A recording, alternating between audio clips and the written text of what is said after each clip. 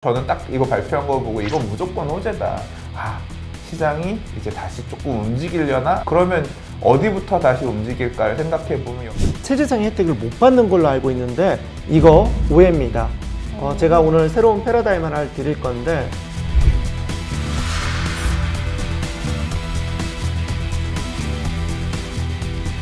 안녕하세요 여러분, KB부동산 리브원 랜선 세미나에 오신 걸 환영합니다. 네, 세미나 1부에서는 코로나19 이후 부동산 시장의 중요한 변수로 작용할 핵심 포인트를, 우리 2부에서는 부동산과 관련된 세금을 절약할 수 있는 방법을 각 분야의 전문가들을 모시고 저희가 조언해 드릴 텐데요. 그럼 1부 강사를 맡아주신 대한민국 대표 부동산 커뮤니티 부동산 스터디 카페를 운영하고 계신 부동산 강영훈 대표님을 만나러 바로 출발하도록 하겠습니다.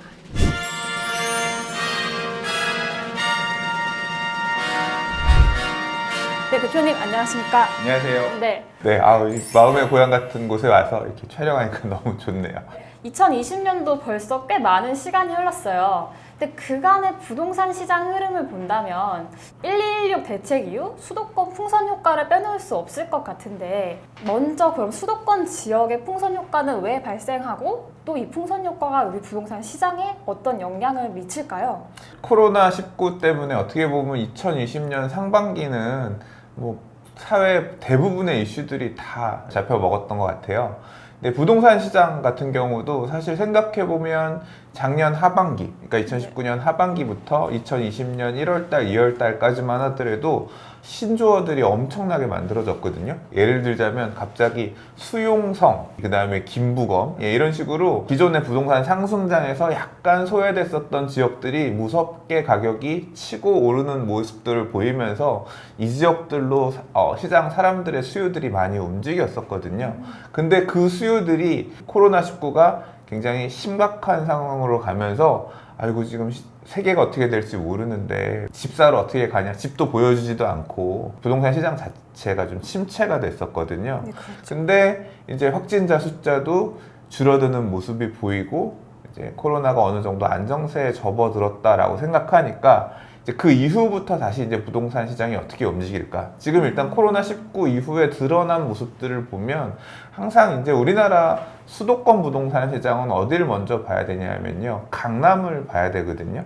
근데 강남의 거래량이 이제 좀 생기기 시작하면 이게 바닥을 다지는 기간으로도 볼 수 있어요. 근데 지금 보면 지금 녹화를 지금 하고 있는 때가 우리 지금 한 5월 중순 정도인데 벌써 한 2, 3주 전에 흔히 이제 강남의 대표적인 재건축 아파트로 꼽히는 음마 아파트나 아니면 잠실주공 5단지 아파트나 급매가 나왔다 이런 기사들이 나오다가 어느 시점부터는 그 급매가 팔렸다 이런 기사가 나오거든요. 네, 실제로 거래량이 발생하면서 호가가 다소 오르는 이런 모습들을 보이고 있어요. 그러니까 시장이 작동하면서 이 규제 하에서도 강남 부동산 가격이 치고받고 이제 매도자 매수자가 이제 대치하고 있는 그런 형국인 거죠. 압구정동의 현대아파트 재건축 앞으로 추진할 곳들도 거래량들이 있었고요. 이렇게 우리나라 부동산에서 형님이라고 할 수 있는 대장들이 가격 다져가면서 거래량이 만들어지고 나니까 시장이 이제 다시 조금 움직이려나? 라고 생각하는 좀 공격적인 성향의 투자자들이 어딜 가면 좋을까라고 보는 거죠. 그러면 어디부터 다시 움직일까를 생각해 보면 여전히 강남 진입하려고 하는 이런 수요들은 고가주택 시장에서 한편으로 움직이겠지만 그 시장에 진입하지 못하는 수요들은 아직 덜 오른 곳들, 내가 좀 갈만한 데가 어디 있을까를 보는 지역들이 3월달까지 막 움직이다가 멈춰섰던 지역들, 그 지역일 가능성이 크다는 거예요. 그래서 아까 말씀드렸던 풍선 효과가 예상되는 지역들, 이런 지역에 코로나19 이후에 다시 시장이 원활히 돌아간다고 생각하면 거래량이 좀 늘어날 가능성이 있고요. 결국 이런 풍선 효과라고 하는 게 이제까지는 덜 올랐던 지역들, 아시다시피 강남 같은 경우는 굉장히 액면 가격으로 금액들이 많이 올랐잖아요. 그쵸. 강북의 주요 주거 지역들도 사실 많이 올랐거든요. 상대적으로 수도권의 이런 지역들 같은 경우는 액면으로 보면 아직도 덜 오른 지역들이 많아요. 그래서 이런 덜 오른 지역들이 형님 쫓아간다고 가격이 쫓아갈 가능성이 사실은 다분히 조금 있습니다. 그래서 코로나19 이후에 부동산 시장에서 조금 첫 번째로 주목하셔야 될 부분은 이런 풍선 효과가 어느 지역까지 움직여 갈 것이냐 좀 지켜보실 필요가 있겠습니다. 근데 그런데 이런 풍선 효과를 지금 정부가 예의주시하면서 그 지난주 11일 날 이미 추가 규제를 발표를 했잖아요. 그래서 수도권과 지방광역시로 전매 금지가 이제 확대가 된다고 하는데, 그럼 이거는 또 그럼 시장에 또 영향을 미칠 것 같아요. 이제 이번에 5.6 공급 대책 이후에 갑자기 또 나온 게 수도권 지역 그리고 이제 5대 광역시의 분양권 전매를 뭐 6개월 이후부터 가능했었던 전매 제한 기간을 앞으로는 이제 입주 때까지 못하게끔 하겠다라고 해서 수도권의 상당 지역을 이제 분양권 전매 제한을 하는 추가 규제안을 내놨거든요. 뭐 얘기 보면 7월 말까지 관련 법안을 개정하고 8월부터는 시행이 돼서 전매 제한이 걸릴 것 같은데, 이 풍선 효과라고 하는 거는 사실 분양권하고는 그렇게 뭐 밀접하게 관계가 있는 건 아니에요. 소위 말하는 풍선 효과는 기존 기축 주택들 있잖아요. 그러니까 이런 집들, 전세 가격이 상대적으로 좀 높게 껴있는 이런 주택들 중심으로 나타날 가능성이 있고요. 그러니까 전세 가격은 멈춰 있는데 만약에 이제 시장 가격이 올라간다고 하면 매매 가격이 올라가는 이런 형태로 나타날 가능성이 있고, 이번 규제 대책은 그것보다는 이제 분양권이라고 하는 게 어떻게 보면 실제 그 지역에 들어가서 거주하려는 의사가 있는 사람이 청약을 하는 게 아니라 여기 청약이 돼서 당첨이 되면 그냥 나는 프리미엄 받고 팔아야지, 예, 전매를 목적으로 생각하는 분들도 사실 청약들을 많이 해요. 그래서 비규제 지역들에서 근래에 보면 엄청난 청약 경쟁률들이 보이고 이런 게 무조건 그 아파트에 가서 살아야겠다라는 수요도 일부 있겠지만 이런 가수요들도 상당 부분 작용을 했다고 보여지거든요. 분양권 전매 제한 규제가 시행이 되게 되면 이런 가수요들을 쳐내는 데에서는 뭐 굉장히 효과적으로 작동할 거라고 생각해요. 그러면 이제 한동안은 그런 얘기가 있을 겁니다. 이 규제 이후에 분양하는 단지들은 전매 제한이 걸리지만 규제가 있기 전에 분양한 단지들은 또 전매가 가능할 수 있거든요. 보통은 이제까지 그래왔어요. 그렇게 되면 우리 거는 상대적으로 희소 가치가 있어요. 이러면서 좀 더 이제 호가를 높이는 그런 상황이 발생할 수도 있어요.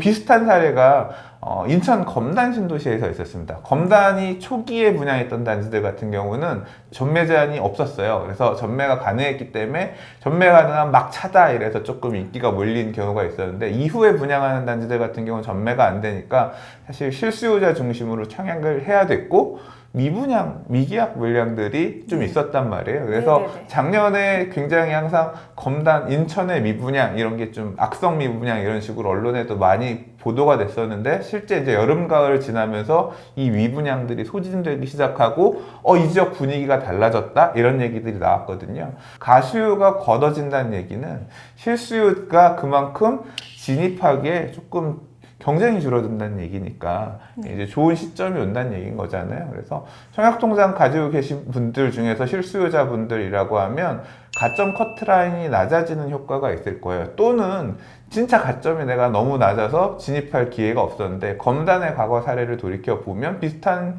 상황이 다시 발생한다고 하면 청약통장이 없더라도 미분양 난 것들 가서 뭐 필요에 따라서는 우선 계약할 수 있는 그런 가능성도 열릴 수가 있거든요. 그래서 내가 여기에 들어가서 살려고 생각하신 분들이라고 하면 좀 관심 있게 보실 필요가 있을 것 같아요, 앞으로는. 근데 반면에 그럼 지방광역시에서 분양하는 아파트도 그럼 이번 규제로 전매 제한이 강화되는 거잖아요. 네. 그럼 지방 아파트 시장도 뭐 비슷한 흐름이라고 보면 될까요? 근데 지방은 워낙 넓어가지고 모든 지방을 뭉뚱그려서 얘기하기는 사실 힘든 부분이 있어요. 그리고 이번에 분양권 전매 제한 규제가 들어가는 곳은 일단 5대 광역시, 뭐 인천도 포함해서 인천은 수도권에 포함해가지고 들어가니까 6대 광역시가 모두 이제 분양권 전매 제한이 들어갈 건데요. 네. 각 지역마다 처한 상황들이 다 다르거든요. 그리고 그 부분에 대해서는 제가 지역마다 다 전문가는 아니기 때문에 조금 조심스러운 부분이 있고요. 다만 지방 부동산 시장에서 한번 조금 생각해 보실 부분은 뭐냐 하면, 우리가 지난 1, 2년간, 뭐 3, 4년간 특히 뭐 경남권 같은 경우는 항상 악성 미분양, 뭐 맞아요. 집을 받아줄 사람이 없다 이런 식으로 굉장히 비관적인 기사들이 많이 언론을 장식했었고 지역의 기반 산업들이 붕괴된다 이런 얘기를 하면서 공포감이 되게 휩쓸었던 지역이거든요. 근데 그게 벌써 몇 년 지났어요. 그러니까 사실 지금은 서울 수도권 부동산 시장이 굉장히 핫하지만 3, 4년 전으로 돌아가서 생각해보면 서울 시장은 막 뜨거워지는 중이었고 실제로 지방 시장은 당시에 굉장히 핫했거든요. 핫했다는 얘기는 그 당시에 공급도 되게 많았어요. 그래서 그런 공급 물량들이 사실 이제 조정장이 오면서 적체되면서 경남권 부동산 시장의 악재로서 좀 작용한 부분도 있었거든요. 근데 최근에 이제 분위기를 보면 이런 지방 부동산 같은 경우 약간 온도차가 다른 부분이 느껴지는 게 있어요. 좀 수요층들이 가서, 그러니까 가수요 또는 어떻게 보면 투기 수요라고 할 수 있는데 서울의 투기 수요들이 지방 부동산에 들어가서 막 분양권을 매입하는 그런 모습들도 보이더라고요. 이게 이분들의 촉이 맞을지 틀릴지는 또 지켜봐야 알겠지만 일단 과거와 똑같은 방식으로 아니야 이 지방은 안 돼 이런 식으로만 생각해 볼 게 아니라 그 지역의 거래량이라든가 가격 움직임이라든가 사실은 더 중요하게 봐야 될 게 전세 가격 움직임을 좀 의미 있게 보셨으면 좋겠습니다. 지방 부동산 시장도. 그러니까 전세 가격이라고 하는 거는 매매가의 하방을 받쳐준다고 해요. 전세 가격이 올라가면 매매가가 전세 가격을 딛고 유지되는 그런 경향이 있거든요. 그래서 그런 이 지방 부동산을 보실 때는 전세가 동향 추이, 매물 개수들 이런 거 토대로 해서 지방 부동산도 계속 안 볼 게 아니라 그 지역에서 실수요자분들 계시다고 하면 함께 좀 보실 필요가 있을 거라고 생각해요. 그럼 지방이라고 무조건 건너뛰는 게 아니라 이렇게 수치를 보고 판단을 좀 객관적으로 할 수 있게끔 공부를 또 해야겠네요. 네. 대표님, 근데 정부가 뭐 규제책만 계속 내놓는 건 아닌 것 같아요. 그러니까 전매 제한 확대 발표 바로 전주에는 우리가 수도권 주택 공급 기반 강화를 위해서 대책을 또 내놓았잖아요. 그래서 당근과 채찍을 번갈아 가면서 주는 것 같은데, 근데 그렇다면 수도권 주택 공급 기반 강화 방안은 또 어떤 내용을 담고 있을까요? 일단 공급 대책이라고 하는 거는 항상 그런 거예요. 이 공급 대책이 이 부동산이 예를 들어서 저기에 내가 집을 짓고 싶은데 당장 가서 부수고 지어야지 하고서 지을 수 있는 게 아니잖아요. 특히 아파트라든가 많은 주택들은 굉장히 계획을 세워서 차근차근 오랜 시간이 걸려서 할 수 있는 거란 말이에요. 그래서 공급 대책이라고 하는 거는 어떻게 보면 장기적으로, 중장기적으로 이렇게 주택 공급도 우리가 채워 나가겠다 시그널을 주기 위했다라고 보여져요. 그래서 실제로도 이번 대책의 내용도 보면 정부는 주택 공급을 이제까지 착실하게 잘 해왔고 앞으로도 잘 할 건데 그래도 시장의 참여자들인 당신이 좀 불안해할 수 있으니까 이런 부분도 좀 갖춰볼게요. 이 스탠스를 사실 계속 바꾸지 않고 있어요. 그래서 이번 대책에서는 크게 한 두 꼭지 정도가 있어요. 하나는 이제 3기 신도시 관련된 얘기인데 3기 신도시를 아주 좋게 짓겠다. 그래서 뭐 스마트 시티, 그다음 뭐 교통 어떻게 다 되고 있으면 이런 부분들을 잘 치장해가지고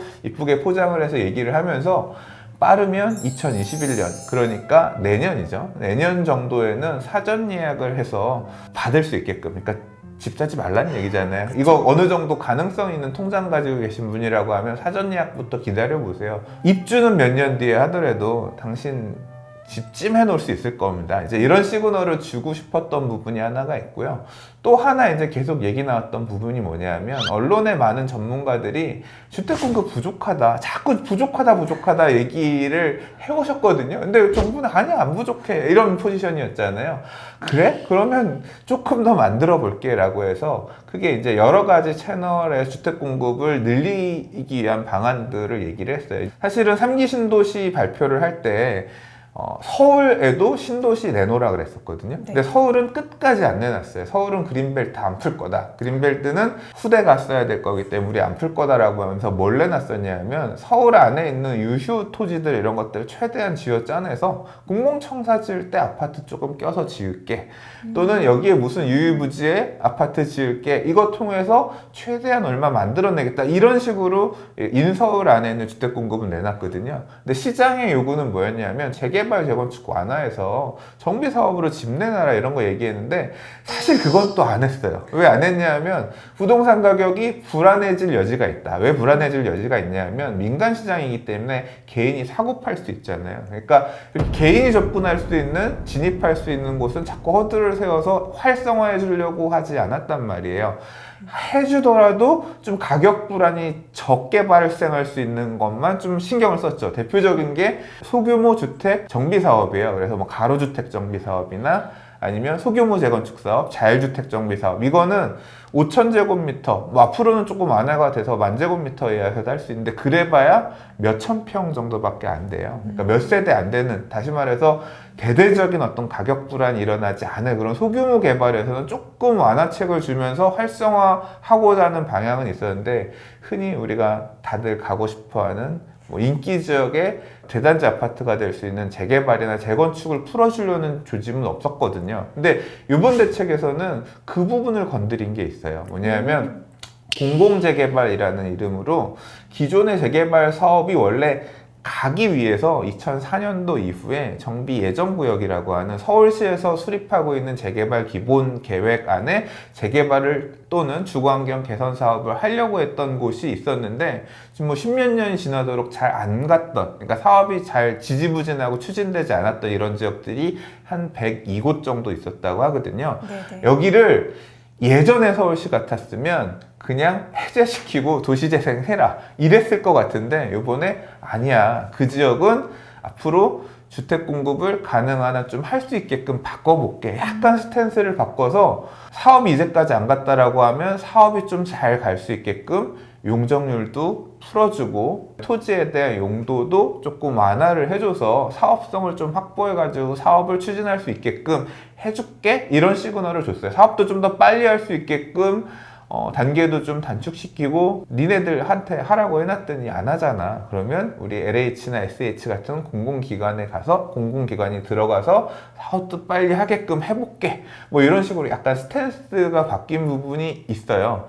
근데 이제 항상 제가 시그널이라고 말씀드렸는데 재개발 사업이 아무리 그렇게 공공주도로 간다고 하더라도 이게 결국은 토지 소유자들은 개인들이 많잖아요. 그렇죠. 예, 주민들이 결국 하고 싶어 해야 하는 건데 결국 주민들이 미적미적 되거나 뭐 이제 동의가 잘 안 나오거나 하면 시간은 좀 더 걸릴 수 있어요. 다시 말해서 발표할 때는 뭐 몇 년 안에 공급될 것처럼 그렇게 이제 좀 얘기하긴 했지만 실제 우리가 체감할 수 있는 주택으로 분양이 되거나 아니면 입주가 되거나 하려면 시간이 꽤 걸릴 겁니다.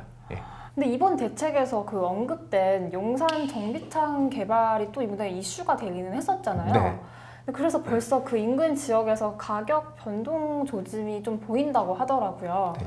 그래서 용산 개발 세부적인 내용과 혹시 이렇게 부동산 시장에 미칠 영향에 대해서도 말씀해 주실 수 있을까요? 그러니까 이 용산 개발 얘기는 사실 갑자기 이 소 뒷걸음치다가 걸린 것처럼 원래 이번 발표의 메인 토픽이 아니었거든요. 네네. 그러니까 서울시 안에 땅들 쥐어짜내서 주택 공급하겠다. 앞으로 도심지 안에서도 주택 공급을 이렇게 충분히 해나가겠다. 이런 예시로서 나온 거였어요. 그래서 과거에 이제 그 가저역에 가면 행복주택 공급된 게 있거든요. 이제 이런 것처럼 철도용지를 활용해서 주택을 짓겠다는데 용산역 뒤편에 있는 한 13만 평 정도 되는 부지가 이제 원래 코레일 부지거든요. 네네네네. 과거에 이제 용산 국제 업무지구 도시개발 사업을 추진하다가 이제 침체를 겪으면서 망가진 그런 지역이긴 하지만 이제 이 땅에도 주택을 공급하겠다. 한 8,000세대 정도 공급하겠다는 얘기가 보도자료에는 사진 하나 네. 되게 짧은 꼭지로 나왔어요. 근데 그러니까 과거에 추진했었던 용산 개발의 가장 핵심이라고 할 수 있는 이 정비창 개발을 지금 다시 카드를 준비하고 있구나, 손보고 있구나 라고 얘기를 하면서 확 이제 달아오른 거죠. 그래서 처음에는 용산 정비창 안에 지어진 아파트가 그냥 임대 아파트들만 가득 때려 넣는 건가? 뭐 이런 오해가 있었는데 이제 추후에 나온 보도 자료들 또는 해명들 이런 걸 보면 8,000세대 정도 중에 약 70% 정도는 공공 분양 또는 민간 분양으로 이렇게 소유자가 정해질 수 있는 청약을 통해서 분양받을 수 있는 아파트가 된다는 거고요. 그 물량만 하더라도 8,000세대에 70%면 5,600세대잖아요. 그렇죠. 5,600세대면 올림픽 선수촌 아파트 정도 규모 돼요. 그리고 임대 아파트들도 뭐 한 30% 있다고 하더라도 8,000세대 규모면 규모가 적지 않은 수준이거든요. 그래서 이거 받고 싶다. 지금 당장 이제 그런 목소리도 나오고, 처음에 이제 발표했을 때는 임대만 많이 짓는 줄 알고 지역의 악재 아니냐 뭐 이런 얘기도 있었지만, 사실 또 저는 딱 이거 발표한 거 보고 이건 무조건 호재다. 왜냐하면 멈춰서 있었던 용산 정비창 개발 계획을 다시 하겠다는 얘기이기 때문에, 안에 지어질 뭐 빌딩이라든가 상가라든가 주택이나 이런 것들은 외부에서 지금 들어가서 살 수 있는 방법이 없어요. 이렇게 안에를 핵심적으로 개발한다고 하면 뭘 사요? 그 주변에 있는 것들, 말 그대로 그 호재를 받아먹을 수 있는 주변 지역 집가 상승을 기대하고 투자들을 사람들이 생각하잖아요. 그러니까 실제로 이거 발표하고 나서 다음날 시장은 어떻게 반응했냐면, 매도자들이 전화해서 나 안 팔아야겠네? 얼마 가격을 올려야 돼? 이제 이런 것들 물어봤다고 하고, 매수 문의도 있었지만 실제 이제 매도자들은 물건을 안 팔고 도망가는, 그러니까 큰 호재가 나타났다고 생각하면서 시장은, 매도자들은 가격을 올리고 매수자는 사고 싶어하는 이런 분위기로 약간 바뀐 모습이었다는 거죠. 그랬더니 이제 바로 연이어서 나온 게, 애초에 5.6 공급 대책 얘기 나올 때 무슨 얘기가 있었냐면, 이 공급 대책으로 해서 시장 불안이 생기면 그거에 따른 투기 수요 억제책도 같이 쓰겠다라고 했거든요. 여러 가지 내용이 있었는데 그 중에 하나가 토지거래 허가지역 지정이었어요. 이제 일정 면적 이상의 토지를 사고 팔 때 구청의 허가를 받아야만 소유권 이전이 가능해지는 제도인데, 어느 정도 면적의 이상 토지를 거래할 때 허가를 받아야 될지 이 내용이 방송이 나가는 시점에 정해졌을 텐데, 그러니까 쉽게 사고 팔지 못하게 됩니다. 과거에 토지거래 허가지역이 2000년대 중반에 뭐가 있었냐면, 서울시 내에 보면 재정비 촉진지구라고 뉴타운 사업하던 곳들이 있었거든. 여기에 20제곱미터 이상의 토지라고 하는 거는 아파트도 토지예요. 예를 들어서 아파트에 건물이 있으면 밑에 대지 지분이 있잖아요. 우리가 재개발 구역 안에 단독주택이 있으면 주택도 있고 밑에 깔고 있는 토지도 있잖아요. 이 주택들을 거래할 때는 토지도 껴서 거래를 하거든요. 그러니까 그 토지를 거래할 때는 아무나 살 수 없고 정해진 조건에 되는 사람만 매수할 수 있다. 이게 토지거래 허가 제도거든요. 과거 재정비 촉진지구에 지정됐던 것처럼 20제곱미터 이상 토지를 거래할 때는 허가를 받으세요 하면, 이 허가 조건에 보면 과거에는 이제 실제 그걸 사용할 사람들만 허가를 해줬었거든요. 이제 그런 허들이 붙으면 투자 목적으로 전세 끼고 사고 이런 거는 또 허가를 안 내줄 수도 있어요. 그래서 굉장히 좀 제한되는 그런 상황이 발생될 수도 있습니다. 토지거래 허가를 어떻게 받을지에 대해서 공부해야 되는 이제 그런 시대도 사실은 왔다고 생각이 돼요. 그럼 정부가 공공 재개발 카드를 꺼내 들었는데, 그래도 눈여겨볼 만한 지역이 있을까요? 이제 공공재개발이라고 하는 게 처음 언급할 때는 어느 지역을 할지가 사실은 보도자료 안에서 그렇게 뚜렷하게 잘 드러나지는 않았었는데 힌트가 있었어요. 그래서 네. 그 내용을 토대로 나중에 얘기하신 부분까지 포함해서 보니까, 일단은 과거에 재개발 사업을 하려고 했는데 여러 가지 이유 중에 대표적인 건 뭐냐면, 사업성이 없거나 결론적으로 추진 주체가 이 정비 사업을 하기 위한 조합이라든가 다음 움직임을 보이지 않았던 지역들을 얘기해요. 그래서 그 지역들을 우선적으로 얘기를 했고, 거기가 102곳 정도 있다고 하는데, 이거는 어떻게 찾아와야 되냐면 조금 복잡합니다. 2004년도 또는 2008-9년에 수립한 서울시 도시 주거환경 정비 기본 계획이란 걸 보면, 그 계획 안에 사업이 끝난 재개발 구역들이 있고, 있긴 있는데 아직 안 움직인 데들이 있거든요. 네. 근데 그 지역들을 찾으셔서 그 체크를 하시면 되는데, 제 생각에 제일 쉬운 방법은 뭐 여러 가지 커뮤니티들을 통해서 빠르게 이제 그런 것들을 정리하시는 이런 어떤 선배들, 이런 분들의 게시글들 이런 걸 토대로 해서 인사이트를 받으시는 방법도 있을 거고요. 약간 구청 담당자분이 귀찮을 수도 있는데, 제 생각에는 그냥 구청 찾아가는 것도 나쁘지 않을 것 같아요. 강남 서초 송파구는 없어요. 그러니까 재개발 구역들이 없기 때문에 없고, 이제 그 이외의 구들에는 재개발 구역들이 있으니까 이렇게 해당되는 곳들이 일부 있을 수 있거든요. 구청에 보면 주거 정비과라든가 이 재개발을 관장하는 과가 있어요. 여기 지금 재개발 하려고 했다가 해제된 것 어디 있냐? 지금 추진하려고 어디 하는 것들 어디 있냐? 공공재개발 할 만한데 어디 있냐? 물어보면 공무원분들 요새 친절하셔서 어느 정도 책임 있게 얘기해 주시지 않을까 싶은데요. 네. 네, 저는 그럼 직접 가는 걸로 택하겠습니다. 네. 전화하셔도 돼요. 전화도 가능하군요. 네. 이런 꿀팁이.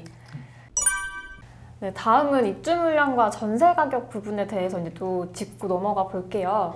네, 이번 대책에서 정부는 향후 3년 동안 주택 공급은 안정적일 것이라고 발표는 했는데요.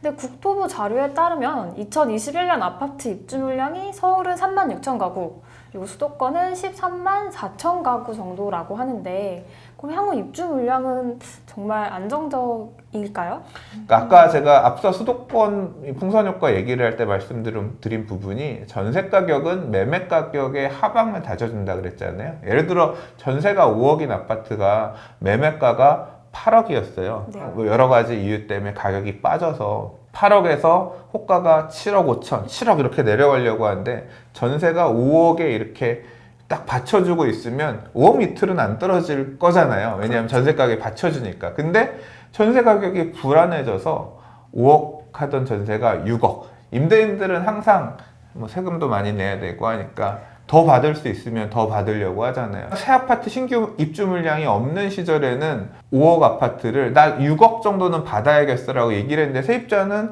옆에 새 아파트 입주하는 게 되게 많으면 에이 그 돈 주면 옆에 싼 거 많은데 글로 갈래요 하고서 이사를 가면 되지만 그런 아파트가 없는 상황에서는 6억을 받아 먹어야 되는 그러니까 세입자 입지가 되게 약해지거든요. 그래서 전세 가격이 올라서 시세를 만들어주면 7억 5천으로 빠지려고 했던 호가는 어떻게 돼요? 밑에 5억에 있던 게 위로 올라왔으니까 사실은 여유가 더 생기면서 가격이 더 이렇게 그러니까 압력을 받을 수 있을 만한 그런 역할을 해요. 그래서 2020년 올해 하반기부터는 전세 가격 동향을 조금 밀도 있게 보실 필요가 있어요. 왜냐하면 2020년 올해도 입주 물량이 적지는 않아요. 서울만 하더라도 지금 한 4만 이상이 있기 때문에 예년에 비해서 서울 입주 물량이 적은 게 아니거든요. 근데 그 적지 않았던 물량들의 대부분이 이제 뭐 강동구의 재건축 아파트 입주라든가 은평구 또는 이제 영등포구의 신길 뉴타운이라든가 이런 쪽의 입주 물량들이 되게 많아서 어떻게 보면 지금 사실 그 주변 지역의 전세 가격들도 생각보다 안 오르고 안정되는 그런 영향이 조금 있는데 그 물량들이 끝나고 나면 내년부터는 조금 불안해질 가능성이 있어요. 또 하나 생각해 볼 게 경기도권의 전세 가격 변화인데 사실 이 경기도권 같은 경우도 연평균으로 보면 대략 한 6만에서 7만 정도 사이 입주 물량들이 있어 왔는데 근래 무슨 신도시 이름 들어본 거 되게 많이 생겼잖아요. 다산 신도시, 하남, 미사, 강변도시, 그 다음에 그 외 택지지구들도 많이들 생겼잖아요. 엄청 그러니까 많죠. 입주 물량들이 사실 지난 몇 년간 경기도의 택지지구나 신도시 입주 물량들이 되게 많았었거든요. 그래서 2, 3년 전에는 뭐 10몇만 연간 입주도 있고 막 그랬었는데 공급됐던 신도시 입주 물량들이 얼추 지금 마무리가 돼서 많이 줄었거든요.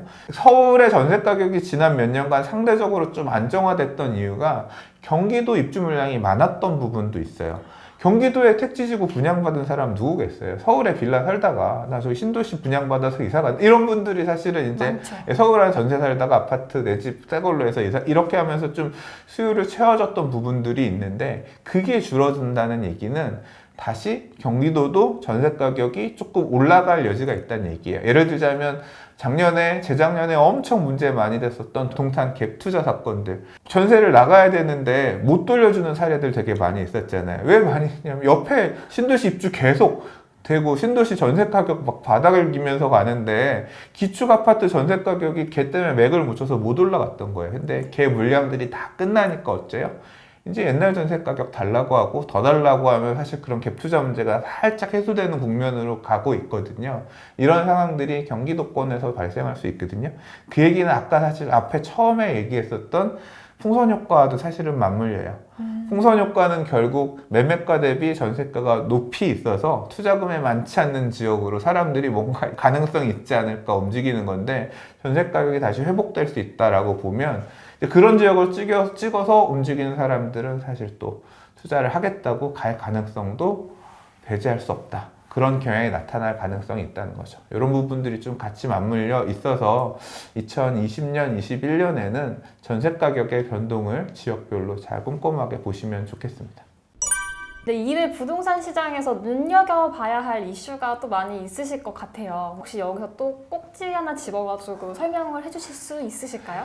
그러니까 2020년 하반기에도 정말 많은 부동산 이슈들이 줄줄이 대기하고 있어요. 어떻게 해결이 될지에 대한 부분들.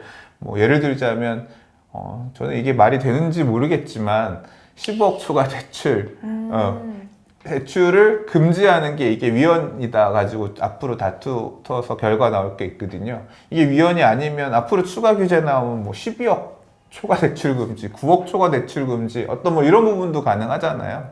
그러니까 어떻게 결론이 나느냐에 따라서 시장에 또 미칠 영향도 되게 크다고 생각해. 실질적으로 10억 초과 대출 금지가 굉장히 효과적으로 수요를 억제하는 부분이 있거든요. 이것 때문에 나 매수 포기했어요. 이런 사람들이 있잖아요. 그래서 이제 이런 부분도 앞으로 조금 결과에 따라서 수요의 공급이 늘어나거나 줄어들거나 하는데 영향을 끼칠 부분이라 생각해 봐야 되고, 그다음에 이거 언제 해결될지 모르겠는데 리모델링 수직 증축 허용 문제도 있어요. 재건축이 아예 좀 쉽지 않은 단지들, 재건축은 재건축 초과이익 환수제라던가 이제 규제들이 되게 겹규제들이 많이 겹쳐 있어서 추진하기 조금 약간 부담스러운 부분이 있거든요. 그래서 뭐 대치동의 쌍용 1, 2차 아파트 같은 경우는 사업이 많이 진행된 상태에서도 일단 사업이 멈춰 서 있고, 심지어는 뭐 조합장을 갈면서 사업이 좀 천천히 가거나 뭐 다른 데 안에 이런 얘기도 있거든요. 근데 한편으로는 리모델링 사업 같은 경우는 또 정부가 굉장히 좀 촉진하고 싶어 하는 부분도 없잖아 있었거든요. 근데 이 리모델링 사업의 이 수익성도 결국은 수직 증축이 가능하냐 안 가능하냐. 그러니까 대부분의 리모델링을 추진하고자 하는 사업장들은 수직 증축을 통해서 층고를 높이고 밑에 1층 쪽에 주차 공간을 확보하고 뭐 이제 이런 사업 계획을 가고자 하는데 이게 될지 안 될지, 이제 이 부분도 앞으로 리모델링 투자 시장에서는 꽤 이제 큰 영향을 끼칠 거라고 생각합니다. 그리고 뭐 재건축 정밀안전 진단 근래에 이제 강남은 안 되는데 강북은 되더라고요. 네. 그래서 예, 마포 성산시형 아파트 같은 경우는 네네. 정밀안전 진단 통과를 해서 재건축 사업이 이제 가능하게끔 됐거든요. 근데 목동의 여러 단지들이라거나 뭐 올림픽 선수촌 아파트, 강남권의 대표적인 재건축 추진 아파트인데 거긴 한번 물 먹었지만 재추진하고 이런 부분도 있고, 그런데 그러니까 앞으로 이제 다음에 용이 되고 싶은 인기 재건축 단지들의 재건축 안전진단을 어떻게 해줄 거냐, 이게 어떻게 좀 결론이 날 거냐도 사실 시장에 앞으로 큰 영향을 끼칠 부분이라고 생각합니다. 그리고 항상 그렇지만 허그가 분양가 규제를 심하게 하든 또는 민간택지 분양가 상한제 적용에 따라서 아예 그냥 분양가 산정 자체를 저렴하게 빡빡하게 싸게 할 수밖에 없는 그런 구조기 때문에 뭐 앞으로도 핵심적 인기 지역의 청약은 투자 1순위, 0순위라고 생각하거든요. 그래서 투자 물량들, 특히 이제 정비 사업이라든가 재개발 재건축 사업 이런 물량으로 나오는 공급 물량들은 뭐 어느 정도 가점권 안에 있는 청약 통장 좋은 거 갖고 계신 분들은 항상 관심 갖고 자신에 맞는 청약 전략을 수립하실 필요가 있다고 생각이 됩니다. 이제 시간이 다 돼서 마무리를 지어야 될 것 같은데요. 네, 정말 오늘 많은 얘기를 해주셔서 랜선 세미나를 시청하시는 분들이 큰 도움이 됐을 거라고 생각합니다. 그래서 구독, 좋아요는 꼭 누르고 가실 거라고 믿고 있고요. 네, 부동산님 저희 다음번에도 혹시 또 네, 이슈 있으면 불러주세요. 네. 네, 감사합니다. 오늘 이 영상을 이제 구두 계약으로 다음 영상에서도 저희는 좋은 모습으로 찾아뵙도록 하겠습니다. 다음은 랜선 세미나 2부가 진행되니까요. 채널 돌리지 마시고 고정 부탁드립니다. 감사합니다, 강 대표님. 네.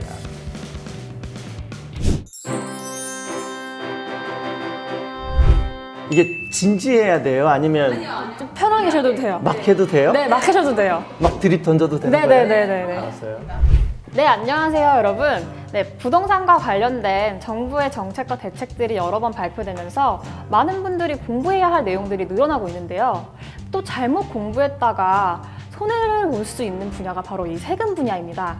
그래서 오늘은 2020년 버전 부동산 세금 해법을 제공해 드리고자 KB국민은행의 대표 세무 전문가이시자 WM 투자자문부의 부장님을 맡고 계신 원종훈 세무사님을 모시고 왔습니다. 네, 와, 반갑습니다. 안녕하세요. 네, 안녕하세요. 반갑습니다. 안녕하세요, 부장님. 네. 요즘 정말 바쁘시다고 들었는데 네. 정말 감사드립니다. 바쁘긴 한데 그래도 리본이잖아요. 네, 정말 그래서- 감사합니다. 영광입니다. 세무사님, 그 부동산은 우리가 투자를 할 때 뭐 네. 취득부터 보유 그리고 처분 모든 단계에 걸쳐서 세금이 따라붙게 되는데 네. 정말 알아야 될 것이 많잖아요. 그렇죠. 근데 그 많은 것들 중에 오늘은 어떤 내용에 포커스를 맞춰서 진행을 해주실 건가요? 네, 사실 그 부동산은 완전히 세금 덩어리예요. 부동산을 취득하고 보유하고 처분하는 단계에서 다양한 종류의 세금이 나오는데 네네. 특히 주택과 관련된 세금이 굉장히 많이 복잡해졌잖아요. 네, 그쵸. 예. 너무 어렵죠. 거의 수능 공부하는 수준이죠. 아, 그런가요?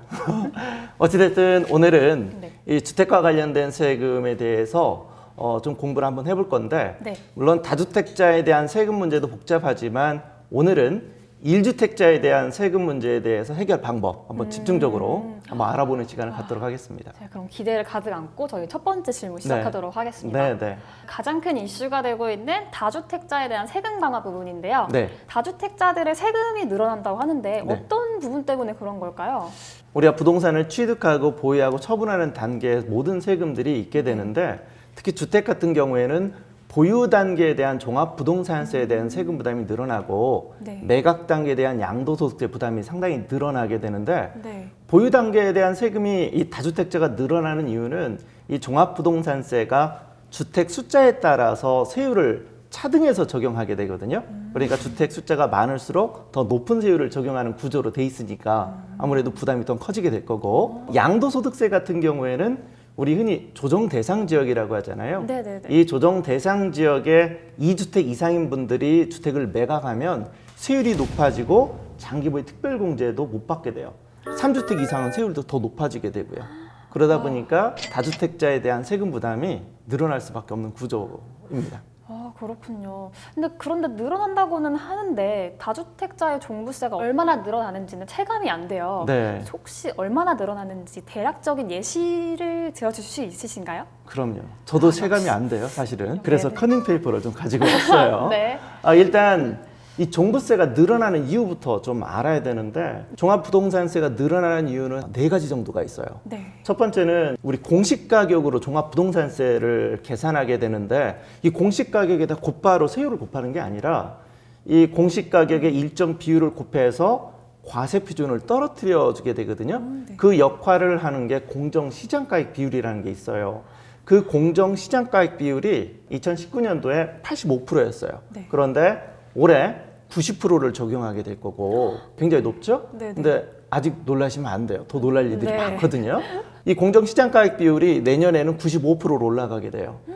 그리고 2022년도에 가면은 100%로 맞춰지게 되는데 공정시장가액 비율이 100%로 맞춰진다라는 거는 2022년부터 공시가격에 곧바로 세율을 곱한다라고 이해를 하셔도 돼요.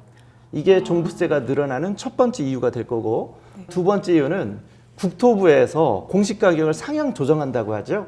지금 현재 아파트, 공동주택의 시세와 그리고 공시가격의 갭이 크다라는 거예요. 그래서 그거를 높이겠다라는 거고 그 다음에 이제 세율도 좀 높이게 되는데 종부세 세율을 좀 높이게 되고 그다음 마지막으로 종합부동산세 한도까지 늘리다 보니까 세금 부담이 늘어날 수밖에 없어요. 이렇게 4가지 이유 때문에 늘어나는데 실제 사례를 들어야 그 느낌이 좀 오겠죠. 네, 그러겠죠. 네. 부탁드립니다. 공시가격이 10억 정도 하는 주택을 2채를 가지고 있다고 한번 가정해 볼게요. 네. 공시가격 10억이라면 느낌이 좀 잘 안 올 수 있는데 시세 반영률이 대략 한 70%라고 가정하면 공시가격 10억 정도면 시세 기준으로 대략 한 15억 정도? 예. 15억 정도 되는 주택을 2채를 가지고 있다고 가정 한번 해볼게요. 네. 일단 재산세가 한 채당 296만 원이 나와요. 네. 그리고 종부세는 1,160만 원 정도 되는데 재산세와 종부세를 합하면 우리가 보통 보유세라고 하는데 그게 1,760만 원이 됩니다. 아직 놀라시면 안 돼요. 네. 왜냐? 제가 아까 이 공정시장가액 비율은 매년마다 5%포인트씩 올라가서 2022년도에 되면 100%로 맞춰진다고 그랬었잖아요. 네네. 공시가격이 전혀 오르지 않더라도 2022년도에 가게 되면 이 보유세는 2,150만 원으로 늘어나게 돼요. 더 나가서 뛰네요. 네. 예, 많이 뛰죠. 네. 그죠? 그리고 저는 지금 공시가격이 오르지 않는다는 전제로 계산한 거잖아요. 네네네. 근데 공시가격은 조금씩 오를 수밖에 없잖아요. 그래서 그렇죠. 제가 대략 1년에 5%씩 오른다는 가정으로 시뮬레이션 한번 해봤는데 지금 현재 공시가격 10억짜리 두 채를 가지고 있었을 때 네. 2022년도에 가면 재산세와 종부세 합계가 대략 2,860만 원, 거의 3천만 원 가까이 나오게 돼요. 만약에 여기서 동일한 주택 한 채를 더 늘렸다. 그러니까 공시가격 10억짜리를 한 세 채 정도 가지고 간다면 네. 2022년도에 가면 재산세와 종부세 합계는 5,460만 원 정도. 어후. 이 정도면 네. 웬만한 우리 직장인들 연봉 정도 수준까지 네, 그렇죠. 올라가는 거의 거죠. 진짜 거의 대기업 수준 연봉이 돼야 1년 벌어서 세금을 다 낼 수밖에 없는 구조가 될 것 같아요. 그렇습니다. 이제 아무나 주택 네. 가질 수 없는 거예요. 그러겠네, 무섭네요. 네. 다음 질문은 그럼 보유세로 한번 드려볼게요. 네. 네, 한 사람이 여러 채의 주택을 보유하니까 세금이 올라가게 되는 건데 네. 주택을 가족 간 분산해서 보유하면 보유세를 좀 줄일 수 있지 않을까요? 네, 줄일 수 있어요. 아, 네. 현재 우리나라 모든 세금들은 사람 단위로 계산하도록 돼 있거든요. 그러니까 한 사람이 주택을 여러 채 가지고 있기보다는 주택을 분산해서 서로 나눠 갖게 되면 세금 부담은 상당히 많이 줄어듭니다. 그래서 요새 부부간에 또는 자녀들에게 증여하는 경우들이 종종 볼 수가 있게 되는데 네. 만약에 공시가격 10억짜리 주택 두 채를 각각 나눠서 갖게 되면 재산세와 종부세 합계는 824만 원으로 줄어들어요. 아까 제가 2022년도까지 5%씩 상승한다는 전제하에서 재산세 종부세 합계가 2,860만 원 정도 나온다라고 했는데 네. 둘로 분산하게 되면 2022년도에 재산세 종부세 합계는 1,180만 원 정도로 줄어들어요. 오, 그래도 많이 아낄 수 있네요. 세금을 네. 절반 밑으로 줄어들 네, 수 있다라는 거예요. 다만 세금 준다고 해서 무조건 명의 변경하면 안 되겠죠. 왜냐하면 명의를 이전하는 과정에서 증여세도 나올 수가 있고 네. 그다음에 취득세도 나올 수가 있으니까 경우에 따라서는 배보다 배꼽이 더 클 수도 있기 때문에 의사결정을 좀 신중하게 해야 되겠죠. 그러네요. 왜냐면 취득세도 좀 적지가 않기 때문에. 아, 그렇습니다. 네. 그 다음 질문은 조정 대상 지역 관련 질문도 드려볼까 하는데요. 네, 네. 보통 조정 대상 지역에 있는 다주택자를 중심으로 규제를 하잖아요. 네. 그렇다면 조정 대상 지역이 아니라면 세무적으로 다주택자들도 불이익은 없는 건가요? 근데 상황에 따라 다를 수가 있는데 기본적으로 조정 대상 지역이라는 것은 양도소득세를 규제하기 위해서 만든 게 맞아요. 그래서 조정 대상 지역에서 2주택인 사람이 주택을 매각할 적에 네. 두 가지 불이익이 있는데 일단 세율이 우리가 알고 있는 기본 세율의 10%포인트가 가산이 됩니다. 우리 연말정산할 때 세율 알고 계시죠? 네, 알고 있죠. 네. 물어보진 않을 거니까 네, 감사합니다. 긴장하지 않아도 돼요. 긴장했습니다. 네. 우리가 기본 세율이라고 하면 보통 6%에서부터 최고 세율이 42%까지 적용이 되는 건데 조정 대상 지역에서 2주택자가 주택을 매각하면 기본 세율이 10%포인트가 가산이 돼요. 네. 최저 세율 6%가 16%로 변경이 되는 거고 42%는 52%로 변경돼요. 이것도 또 많이 오르네요. 많이 오르죠. 네. 장기보유 특별공제는 한 푼도 안 됩니다. 그리고 두 가지 불이익이 있는 거예요. 세율 올라가고 장기보유 특별공제가 안 된다는 것. 그리고 조정 대상 지역에서 3주택 이상인 자가 주택을 매각하게 되면 세율이 더 늘어나게 돼요. 최저 세율 6%는 20%포인트 가산되니까 최저 세율 자체가 26%가 되는 거고 최고 세율은 62%가 돼요. 그런데 우리가 보통 소득세만 내는 게 아니라 소득세에 다시 10% 지방소득세 가산되죠. 지방소득세 10% 가산되면 최고 세율은 68.2%가 되는데 거의 70% 세율이 적용되는 거예요. 장기보유 특별공제를 적용받지 않고도 거의 70% 최고 세율 기준으로 하니까 세금이 엄청나게 늘어나죠. 단 조정 대상 지역이 아닌 지역에 있는 주택을 매각하면 주택이 아무리 많더라도 중과세 되지 않아요. 장기보유 특별공제도 다 받을 수가 있어요. 다만 여기서 굉장히 조심해야 될 부분이 있는데 조정 대상 지역이 아닌 주택은 중과세에서 빠지는 건 맞는데 경우에 따라서 주택 숫자에는 들어갈 수가 있어요. 이게 무슨 말이냐면 우리가 조정 대상 지역이 아닌 수도권 외 지역의 예를 한번 들어보겠는데 공시가격이 3억 원이 넘는 주택은 조정 대상 지역이 아니기 때문에 양도소득세 중과세 대상이 되지는 않지만 공시가격 3억 원이 넘는 거는 주택 숫자의 카운트가 되거든요. 한 예를 한번 들어볼게요. 제가 서울에 집 한 채가 있고 전주에 공시가격 4억짜리 집 2채가 있다고 가정해 볼게요. 다만 이제 서울에 있는 거는 조정 대상 지역이고 전주는 이제 조정 대상 지역이 아닌데 공시가격은 4억 원이 넘는 거죠. 전주에 있는 집은 조정 대상 지역이 아니기 때문에 매각할 때 중과세 되지 않아요. 불이익이 전혀 없죠. 단 서울에 있는 주택을 매각할 때 전주에 있는 주택이 공시가격 3억 원이 넘었기 때문에 주택 숫자에는 들어가요. 그러니까 3주택 이상인 사람이 조정 대상 지역에 있는 서울의 집을 매각을 하게 되면 중과세 대상으로 바뀌게 되는 거예요. 그래서 조정 대상 지역이 아니다라고 해서 무조건 안심하시면 안 되고 조정 대상 지역의 양도소득세에도 영향을 줄 수 있다는 거 꼭 기억하시기 바라겠고요. 조정 대상 지역이 있건 없건 주택 숫자에 따라서 종합부동산세에도 영향을 주거든요. 그러니까 꼭 기억해 주시기 바라겠습니다. 오늘 정말 많이 배우네요. 그럼 다음 질문은 정말 많은 분들이 궁금해할 양도세 관련 질문을 드릴까 하는데요. 네. 1주택을 보유한 사람이 양도소득세 비과세를 받기 위해 2년 거주해야 한다는 거에 대해서 의견이 좀 갈리는 것 같아요. 네네네. 네, 근데 뭐가 맞는 걸까요? 그 질문 진짜 많이 받았어요. 네. 확실하게 오늘 정리하고 한번 가보죠. 1주택을 가지고 있는 사람들이 1세대 1주택 비과세를 받으려면 사실 요건들이 굉장히 많아요. 근데 그중에 가장 중요한 요건은 2년 보유예요. 살아야 된다가 아니라 2년 이상 가지고 있어야 된다라는 게 비과세를 받기 위한 가장 중요한 요소다라는 겁니다. 다만 일정한 조건이 두 가지가 겹해지는 경우에는 거주를 필요로 하는 경우가 있어요. 어느 지역에서 언제 구입했는지 여부에 따라서 2년 거주를 추가되는 경우가 있거든요. 2017년도 파리 대책 이후에 조정 대상 지역 내에서 주택을 구입하는 경우에는 2년을 거주해야만 비과세를 받을 수가 있어요. 결국 2017년도 파리 대책 이전에 주택을 구입한 거는 살 필요 없어요. 그냥 2년 이상 가지고만 있으면 비과세를 받을 수 있다. 이렇게 이해를 하시면 되겠습니다.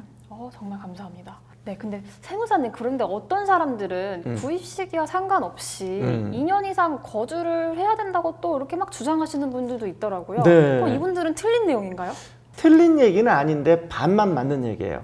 제가 좀 전에 1세대 1주택 비과세를 받기 위해서는 2017년도 파리 대책 이전에만 구입했다면 거주하지 않더라도 비과세 받을 수 있다고 그랬었잖아요. 네네네. 그런데 1세대 1주택이면서 고가주택일 때는 언제 구입했는지 여부에 따라서 상관없이 네. 2년을 반드시 거주해야 세금이 줄어드는 경우가 발생하는데 그거는 비과세 때문에가 아니라 장기보유 특별공제 때문이에요.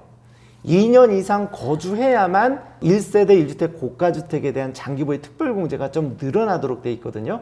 그래서 그런 거예요. 그렇다면은 고가주택에 대한 양도소득세 계산은 달라질 것 같은데 그럼 네. 어떻게 달라지게 될까요? 고가주택이라고 해서 양도소득세가 계산한 방법이 달라지는 건 아니에요. 일반 주택의 양도소득세 계산하고 똑같아요. 다만 1세대 1주택이면서 고가주택일 때 이때는 세금 계산이 좀 달라져요. 제가 여기서 한번 좀 실례지만 물어봐도 좀 될까요? 네. 예, 틀려도 상관없어요. 네, 그렇겠습니다. 어차피 기대도 안 해요. 1세대 1주택인데 네. 고가주택이야. 양도소득세 비과세를 받을 수 있을까요? 없을까요? 그래도 1주택이면 가능은 하지 않을까요? 네, 네. 물론 근거는 없습니다. 네. 공부하고 오셨죠? 네, 맞아요. 정답이에요. 우리가 고가주택이라 하더라도 1세대 1주택이면 네. 비과세를 받을 수가 있어요. 단 일정한 부분까지만 받을 수가 있어요. 보통은 우리가 1세대 1주택자인 경우에 고가주택을 매각할 때 아무리 비싼 집이라 하더라도 양도소득세가 별로 안 나오거든요. 두 가지 이유가 있는데 첫 번째는 일부는 비과세를 받을 수 있다라는 거예요. 고가주택에 해당하는 부분에 대해서만 양도소득세가 계산이 된다라는 건데 우리가 보통 그 고가주택의 판단 기준은 9억 원 기준이에요. 매각하는 금액이 9억 원을 초과하면 고가주택으로 보고 9억 원을 초과하는 비율만 양도 차익에 대해서 과세를 하거든요. 네네. 그러다 보니까 세금이 좀 줄어들고 양도세가 줄어드는 두 번째 이유는 장기보유 특별공제예요. 1세대 1주택 고가주택에 대한 장기보유 특별공제는 10년 이상 보유한 경우에는 최대 80%까지 장기보유 특별공제를 받을 수가 있어요. 장기보유 특별공제 일반 부동산은 최고로 많이 받아봐야 30%만 받을 수가 있고, 그리고 다주택 보유자로서 조정 대상 지역에는 장기보유 특별공제 한 푼도 못 받잖아요. 그렇죠. 그런데 고가주택이고 1세대 1주택이고 10년 이상 보유하면 80%까지 받을 수 있기 때문에 고가주택이라 하더라도 1주택자이기만 하면 세금 부담이 확 줄어드는, 부담이 별로 없게 되는 겁니다. 그럼 저는 그래서 똘똘한 한 채 하나만 사도록 하겠습니다. 예, 네. 맞아요. 네.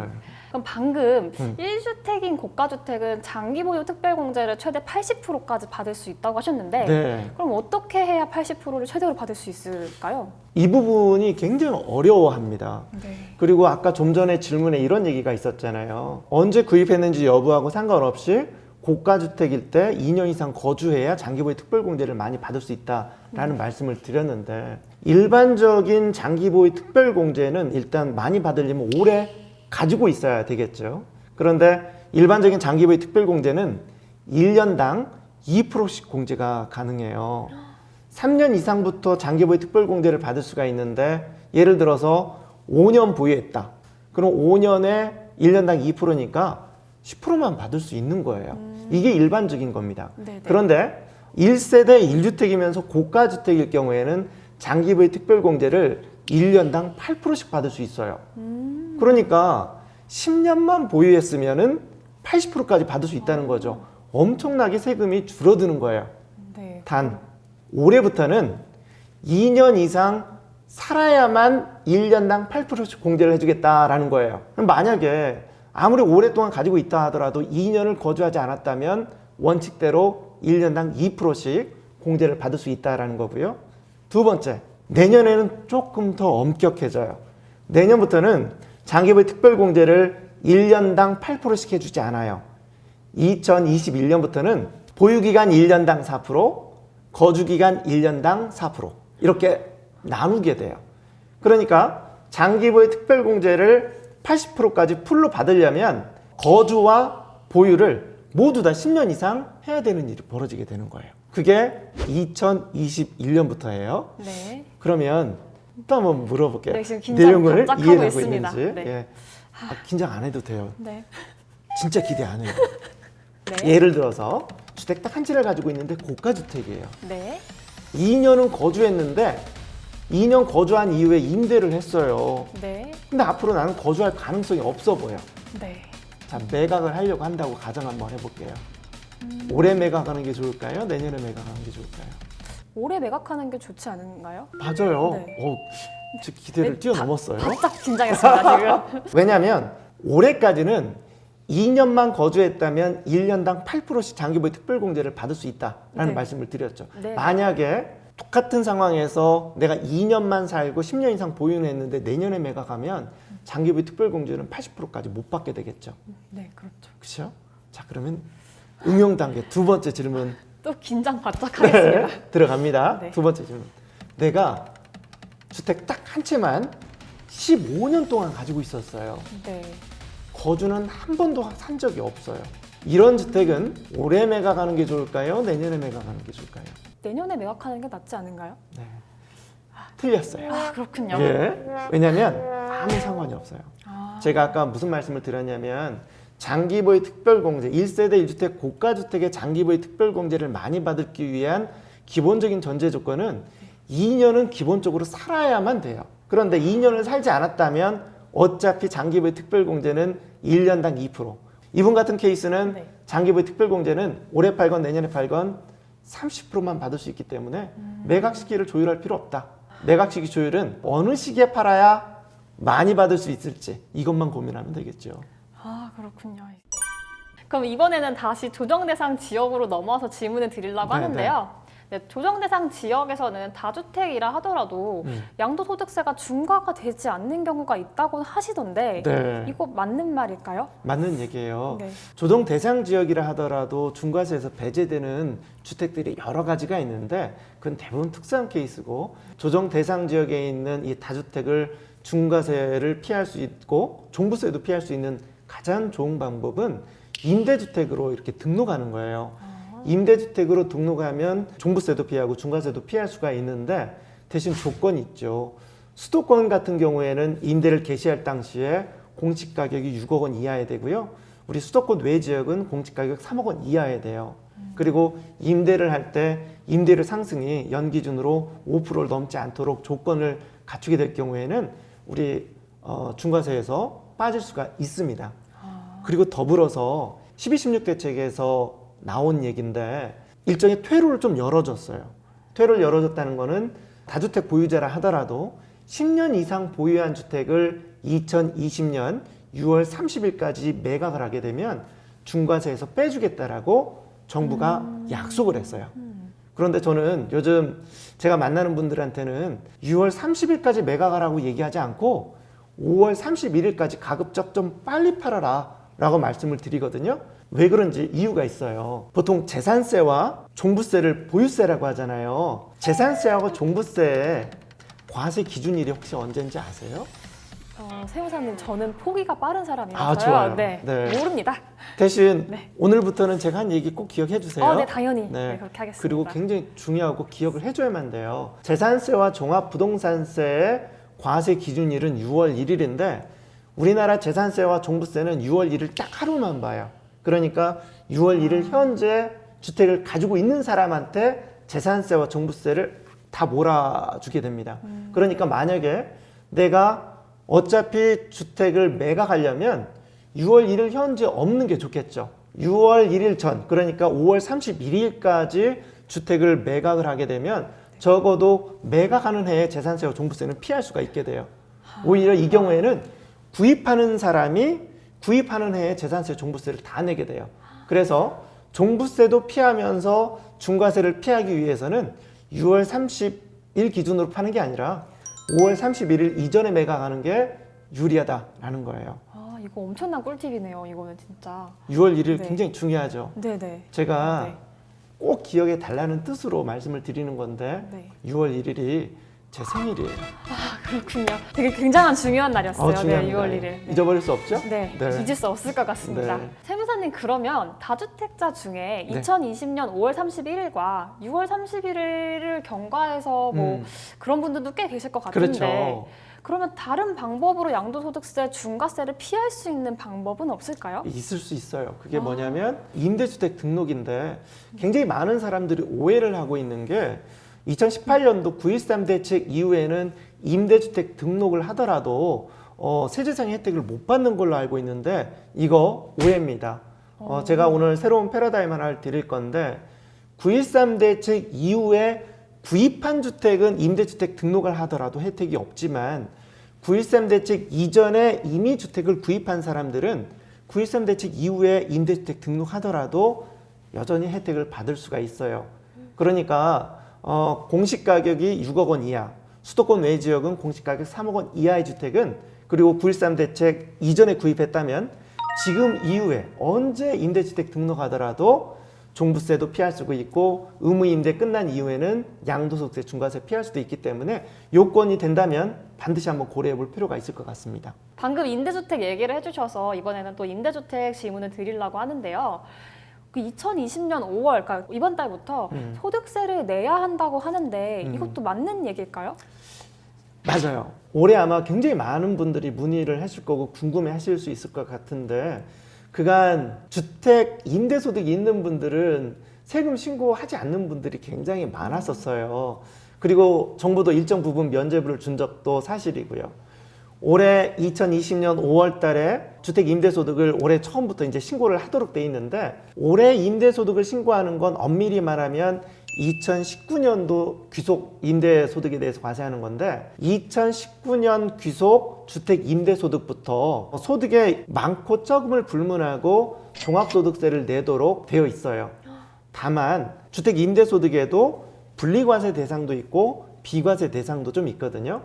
기본적으로 분리과세 대상이란 건 뭐냐면 1년간 벌어들인 주택 임대소득이 2천만 원 이하인 경우에는 본인의 선택으로 15.4%로 분리과세를 선택할 수가 있어요. 이 분리과세를 선택할 수 있다는 말은 뭐냐면 나는 다른 소득이 너무 많아요. 이 경우에는 내가 2천만 원 이하니까 다른 소득에 합산하지 않고 그냥 15.4%로 납세 의무를 종결시키겠다라고 선택하면 그걸 받아줄 수 있다라는 겁니다. 주택 임대소득도 세금을 전혀 안 내는 비과세 대상이 있어요. 우리 양도소득세도 1세대 1주택이면 양도소득세 전혀 안 내잖아요. 주택 임대소득도 부부 합생 기준으로 1주택일 경우에는 월세를 얼마를 받든 세금 내지 않아요.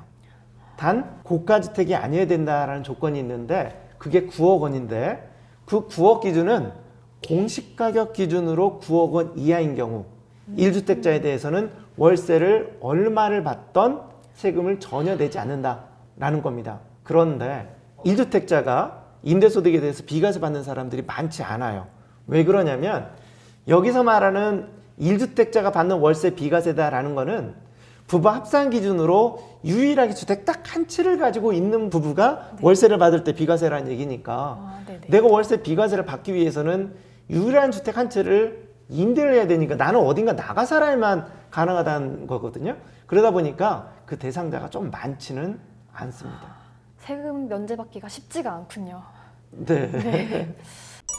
주택을 임대하는 경우 그 부가가치세가 그런 과세가 되지 않는다고 하던데 네. 그것도 맞는 말씀인가요? 맞아요. 보통 업무용을 임대할 때는 부가세를 내는데 주거용을 임대할 때는 부가세 내지 않는데 맞느냐? 그리고 오피스텔은 임대할 때 부가세를 냈었는데 이걸 주거용으로 임대하면 부가세를 또 내지 않는데 이게 왜 그러냐라는 질문을 하시는 분들이 많거든요. 부가가치세 좀 이해를 위해서 기초가 좀 필요한 부분이 있어요. 부가가치세를 영어로 어떻게 표현하는지 혹시 아세요? 좋은 식당을 안 갔구나.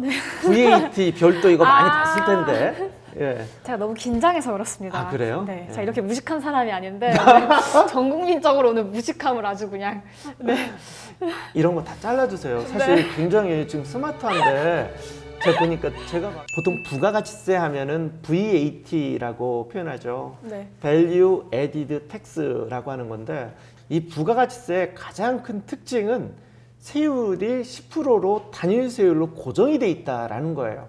근데 모든 상품과 제품과 서비스를 우리가 소비자한테 공급을 할 때 부자든 가난한 사람이든 구분 없이 10%로 걷어서 납부한다는 거 이거 굉장히 억울한 세금일 수 있죠. 소득이 낮은 사람한테 부담이 더 크다라고 하는 거거든요.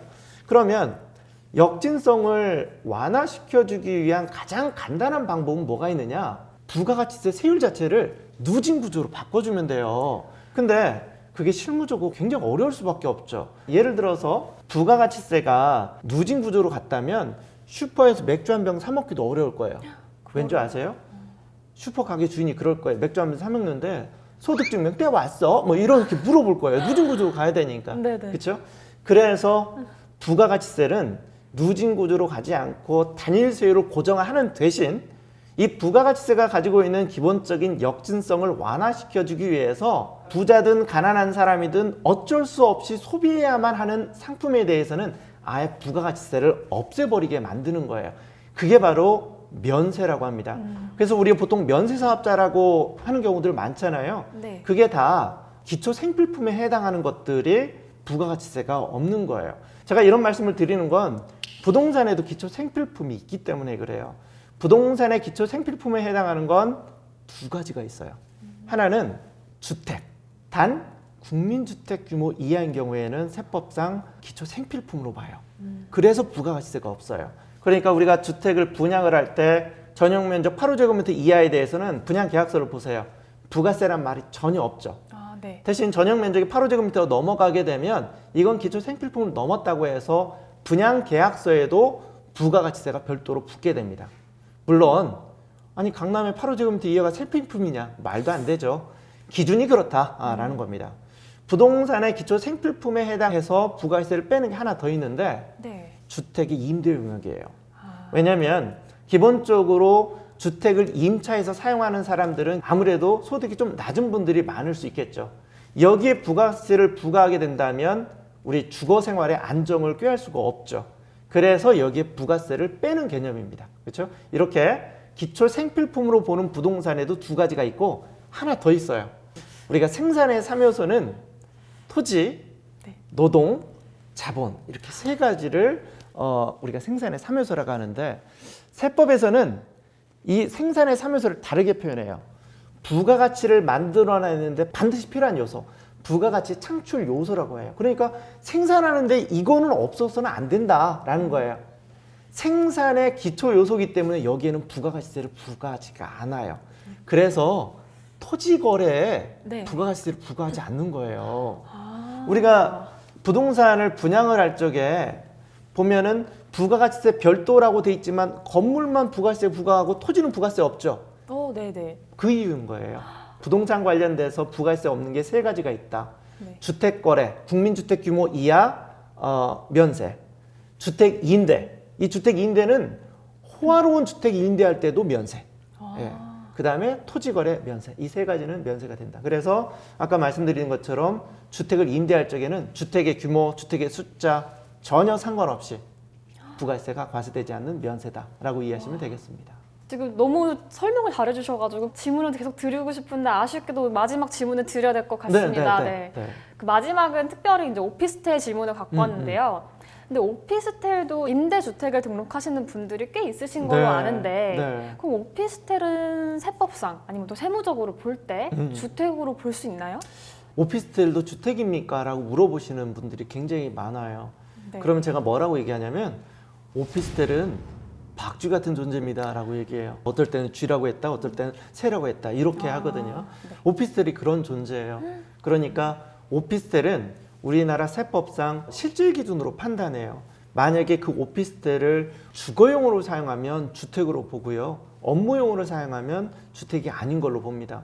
다만 사람들이 굉장히 조심하셔야 될 게 본인은 일반 과세자로 사업자 등록을 내고 업무용으로 임대했다라고 해서 주택이 아니라고 생각하는 분들이 굉장히 많아요. 네. 근데 사업자 등록을 일반 과세자로 표방을 했다 하더라도 세입자가 실제로 주거를 하고 있다. 그럼 주택이거든요. 네. 이런 상황에서 내가 다른 주택을 매각하면 오피스텔도 주택 숫자의 카운트가 되겠죠. 중과세 되는 경우들이 굉장히 많아지고 있어요. 굉장히 조심하셔야 됩니다. 오피스텔은 실질적으로 세입자와 내 자신이 어떤 목적으로 사용하는지 여부에 따라 주택으로 볼 수도 있고 업무용으로 볼 수도 있다라는 겁니다. 그래서 오피스텔을 실제로 주거용으로 임대를 하고 임대주택으로 등록을 하면 세법에서도 주택으로 보고 똑같은 혜택을 주고 있다라는 겁니다. 다만 조심하셔야 될 부분이 오피스텔 같은 경우에는 전용 면적 기준으로 85제곱미터를 넘는 것들은 임대주택 등록을 할 수가 없어요. 사실상 오피스텔이 8제곱미터 넘는 경우 흔하진 않습니다만, 네, 그렇죠. 네. 예, 어찌됐든 내가 사업자 등록을 뭘 냈느냐가 중요한 게 아니라 실질 사용이 굉장히 중요하다는 거 꼭 기억하시기 바라겠습니다.